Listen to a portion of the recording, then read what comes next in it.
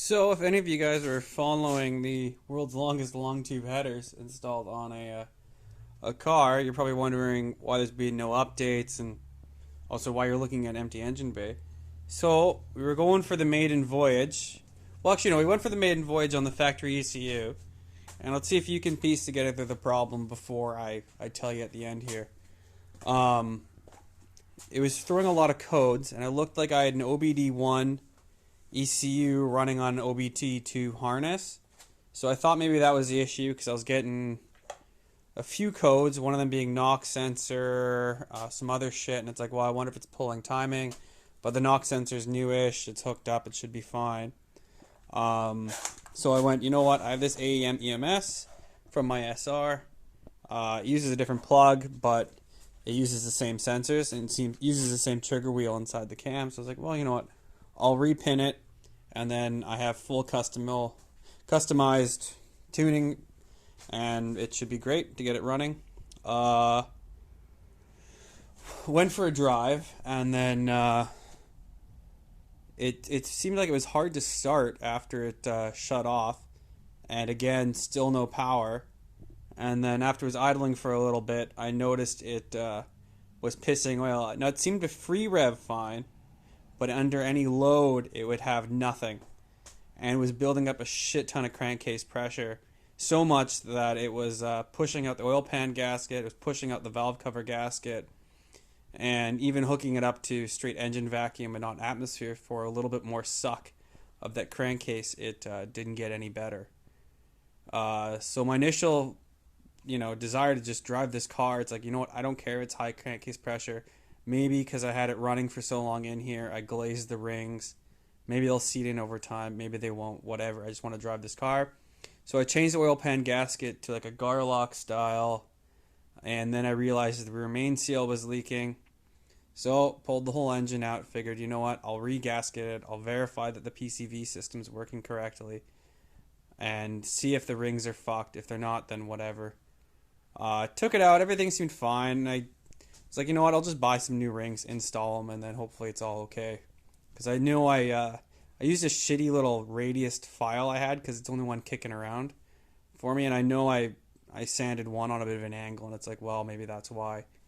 I also I bought a leak down tester and a compression tester, and I had really good compression in number 4 and number 2, or number 1.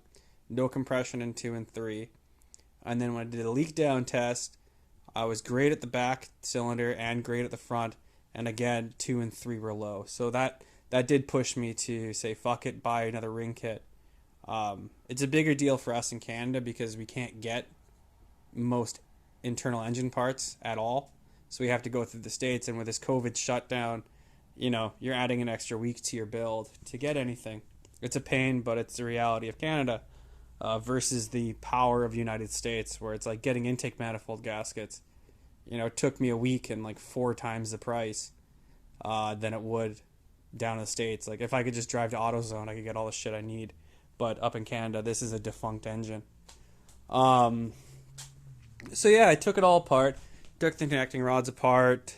Took them off. Everything seemed fine. Bearings are good. There's no real wear on them, which shouldn't be expected because everything was plastic gauged and was great. When I took it apart, I found the issue for all the crankcase pressure, and put your comments down below to what you think it is. And we had this, broken ring lands on 3 of the 4 pistons. Number 1 was good, but strangely enough, number 4, which had the highest compression of them all and passed the leak down test, it didn't have any broken ring, or it had broken ring lands.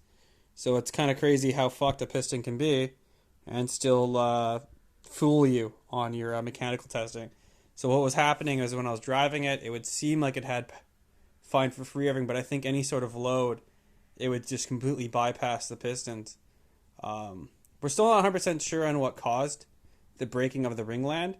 I talked to my machinist who balanced the rotating assembly, and he said that if you do, your ring gap's usually too tight, it blows off the top. And he's like, yeah, these are a cheap piston. They're pretty weak, so if it was going to break because of ring gap too tight, he said he didn't want to say it, but he said it could have been from install, and it's like I don't care. I'm not that petty, and my ego's not that small that I don't care if I make mistakes. But this time I'll give a really good look to installing them, and maybe I did fuck it up. It's a possibility. Uh, it's kind of a good thing when you can blame it on yourself, because then you know not to do it again. It's not some unknown issue, which is kind of that Coyote V8 of wide splinter bearing. There's a lot of unknowns. But yeah, so we also noticed this.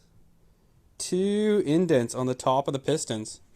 Now when I took the whole head off and everything, I was like, oh fuck, that's what broke the fucking valves. And it's like, well, why are my valves making contact with the pistons? And it turns out at top dead center, because I have the oversized valves, and this block has been decked to its bare minimum. As you can see, there's no more ridge here or there, and the exact same on the head. Although I think it wasn't just done through this machine shop. I think in the past this is being decked a few times. And yeah, so the 1/2 mil oversizing of the valves, and then the higher compression pistons, and everything being decked down to its minimum. Yeah, we are making contact. So I went down the road of trying to find a thicker head gasket with the OEM bore. Couldn't so much find it, so went over to my friend Reed's, and I'll probably show you on that, is that we machined down the lip, because if you see this, it's just barely enough to catch your finger on. So we took it down. I think when we did the math, it was about close to 1/2 mil, and our indent was 0.0 whatever of a mil. So we do have a lot more clearance now. So yeah, we're hoping that's going to fix the issue. Check my ring gaps. They're all the same, because the bore diameter is the same in all of them. We are on the excessive side. I think 0.3 is what you're allowed, and 0.6 is what you're allowed on that. So we're bigger than OEM, but I can't add material. I can only file it off. So I didn't even need to use this funky tool. I was looking forward to using it, but didn't get to do it. So yeah, we are going to slap her back together this weekend and hopefully fix this shit. So yeah, I'll smell you guys later.